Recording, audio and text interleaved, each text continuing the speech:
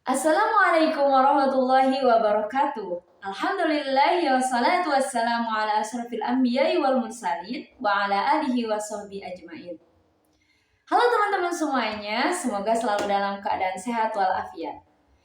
Sebelumnya kita sudah membahas tentang makna dari 7 huruf. Dalam video ini kita akan membahas satu tema lagi yang cukup menarik.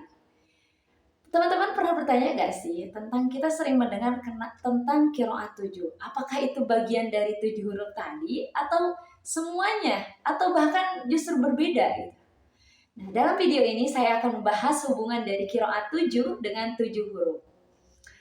Nah, dalam kitab Al-Ibanah Al-Ma'ani Al-Qira'ah, Imam Abu Thalib Al-Qaisi rahimahullah menyebutkan bahwa sebuah pertanyaan, halil qira'atu allati yaqra'u biha an-nasu al-yawm wa tansabu ila a'immati sab'i kan Nafi wa 'Asim wa Abi 'Amir wa ghairihim hiya al-ahrufi as-sab'ah allati abihat lin-nabi sallallahu alaihi wasallam. Imam Abul Qais mengajukan satu pertanyaan, apakah qiraat-qiraat yang kita baca saat ini yang kita nisbahkan pada imam yang 7 itu adalah bagian dari 7 huruf yang dahulu diizinkan oleh Nabi atau bukan? Kemudian pertanyaan lain muncul karena ada satu hadis, inna hadzal Qur'an anzilu ala sab'ati ahrufi faqra'u ma tayassar. Bahwa Rasulullah menyebutkan satu hadis, sesungguhnya Al-Qur'an ini diturunkan atas 7 huruf. Maka bacalah yang paling mudah bagimu. Lalu apakah qiraat itu yang kita baca saat ini adalah 7 huruf seluruhnya atau bukan? Imam Abu Thalib Al-Qais menjawab, innama hiya juz'un min ahrubis sab'ah. Bahwa qiraat tersebut adalah yang kita baca sekarang, qiraat yang kita baca sekarang adalah hanya sebagian dari 7 huruf tersebut. Artinya, qiraat ini yang kita baca saat ini bukanlah seluruh 7 huruf tadi, akan tetapi bagian dari variasi bacaan yang telah dipertahankan karena memenuhi syarat penerimaan sebuah qiraat. Kemudian pertanyaan lain muncul. Kalau begitu Khalifah Utsman kan sudah menyatukan satu mushaf, kenapa qiraatnya masih berbeda juga? Nah, perlu kita pahami bahwa tujuan penyatuan mushaf oleh Khalifah Utsman bin Affan bukan untuk menghilangkan seluruh variasi bacaan yang sahih, tetapi untuk menghilangkan perselisihan yang mulai muncul di tengah umat pada saat itu. Nah, kemudian sebagian ulama menjelaskan wa kana al-mushaf qad kutiba ala lughatil Quraisy. Mushaf yang disusun, yang dikodifikasikan pada zaman Utsman bin Affan tersebut telah menggunakan dialek Quraisy di atas satu huruf. Liyazula ikhtilafa bainal muslimin fil Qur'an walam yunqat walam yuskal fahtamala at-ta'wilu dzalik. Namun mushaf tersebut yang disusun pada zamannya Utsman bin Affan belum diberikan titik dan juga belum diberikan harokat, sehingga masih memungkinkan adanya beberapa variasi bacaan. Jadi mushaf yang disusun pada zamannya Utsman bin Affan tersebut menggunakan satu dialek, yaitu dialek Quraisy yang sesuai dengan bacaan terakhir Nabi Muhammad SAW yang disetorkan kepada malaikat Jibril pada akhir hayatnya.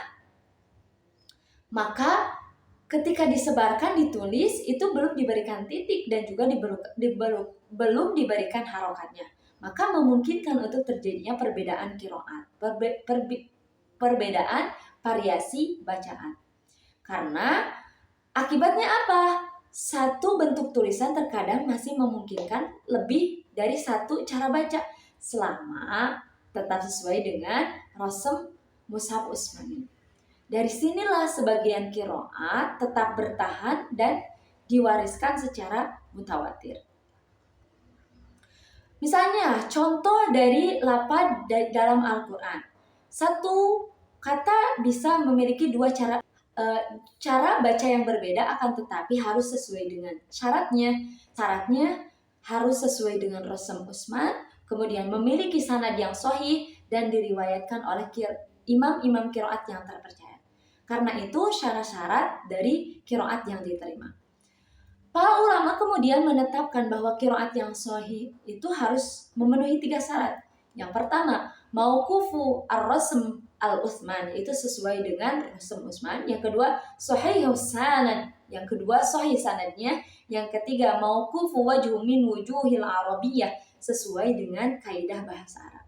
Maka perbedaan qiraat bukanlah kesalahan, tetapi bagian dari keluasan bacaan Al-Quran yang diwariskan turun-temurun secara mutawatir.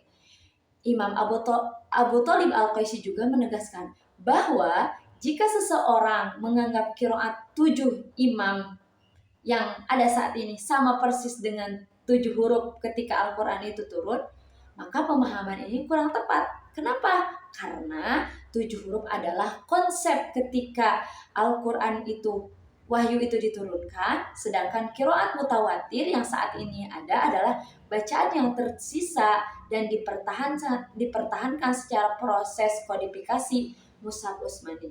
Jadi keduanya berkaitan akan tetapi tidak identik.